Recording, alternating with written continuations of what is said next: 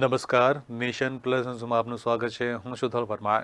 વડોદરાની જમનાબાઈ હોસ્પિટલમાં અમરનાથ યાત્રાએ જનાર યાત્રિકોનું મેડિકલ ચેકઅપ શરૂ થતા પહેલા જ દિવસે હોબાળો થયો હતો.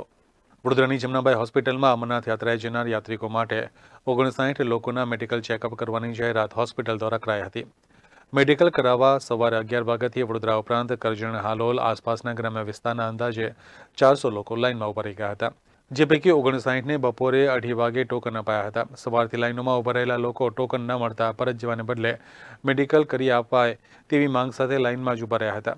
હોસ્પિટલ દ્વારા માત્ર 50 લોકોને મેડિકલ કરી આપશે અને માત્ર એક ડોક્ટર છે, જેથી તેઓ પણ અસમર્થ હોવાનું જણાવતા રોષે ભરાયેલા લોકોએ બમ બમ ભોલીના જયઘોષ કર્યા હતા.